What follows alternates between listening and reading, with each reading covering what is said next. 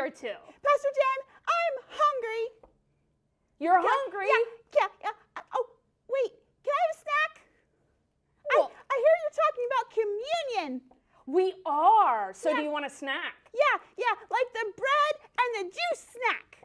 Yeah. Yes, we're going to be having that this Sunday. Yeah, can I have a snack? Sure. Yeah, do you have a snack with you? No, I don't have any on me. Oh, well, Pastor Jen, Yeah. I love you. I love you too, Abby. You have such pretty glasses. I used to wear glasses too, but now I just wear contacts. Contacts? Yeah. Wow, I can't wear contacts. Yeah. Oh, but wait, back to that communion stuff and that snack.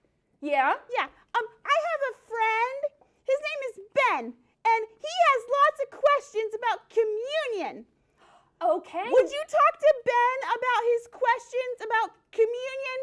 I would love to talk to Ben. Yeah, like, is it really snack? Is it snack time?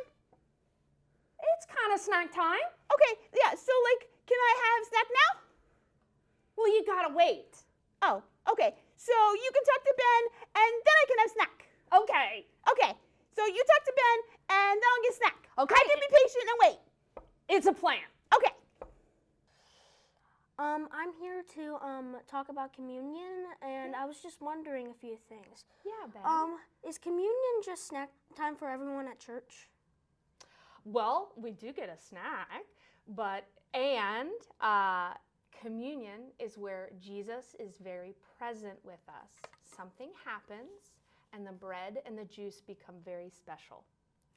And why is the juice in the bread so special? Like, why can't we use like cookies and like apple juice or something like that? We use bread and grape juice because that's what Jesus had at the very first meal.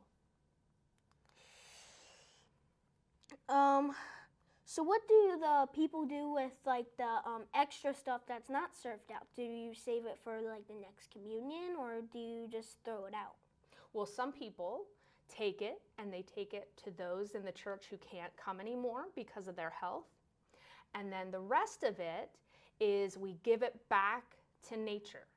So we can let the birds eat the bread, and the grape juice we dump on the ground. Okay. What other questions do you have, Ben? So why is communion so special, and do we have to do it to worship Jesus? Yes, we do it because we love Jesus, and then he gives us back in that. We are forgiven, and it's a way that he shows he loves us. Thank you so much, Abby, for introducing me to Ben. We had a lot of fun. That's good. Ben is a great friend. He is, and he had really amazing questions that he asked about communion, which makes me think, Abby, I'm a little scared to ask you, but do you have any questions about communion? I do. Pastor Jen. Yes. Pastor Jen, what is your favorite part about communion?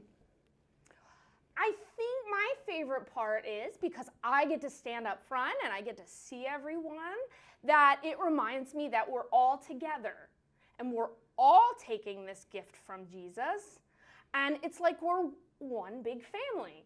Oh, like when my granny sits at church too, and she gets communion too.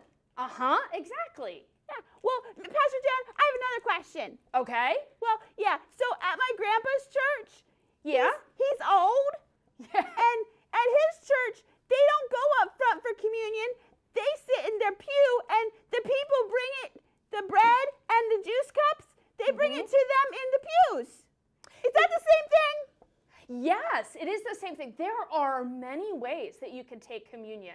You know, some people, they get the bread or the wafer, and they all drink from the same cup. The same cup? The same Oh my goodness!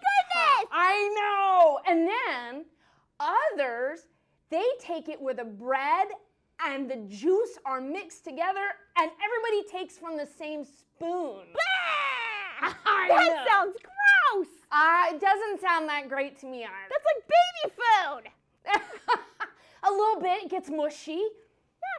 Pastor Jen, during COVID, we got communion little cups at our house, and they had the little wafer inside the cup.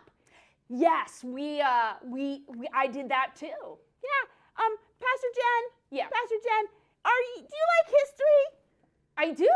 So this is a history question. Okay, what's the history question? When was the first communion? That is a really good question, Abby. Was it a long time ago? It was 2,000 years ago. What? Wow. My grandpa wasn't even alive then. Nope. And what happened was we've learned about Jesus when he dies on the cross and then when the tomb is empty and he rises. Well, the night before all that, he was having dinner with his friends. And then he gave communion. I know this story. That's like Maundy, Thursday. Exactly. I was at that service. Yes, exactly. That's what you say every Sunday when we have communion. Yes, on his very last night, I say, every Yeah, time. that's like the Last Supper. That's the first communion? Yes, and that's another name for communion.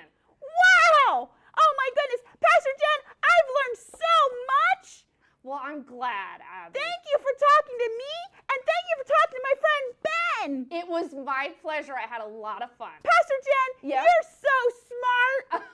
Well, thank you, Abby. Pastor Jen, Yeah. I do love you. I Do you know- like Chick-fil-A?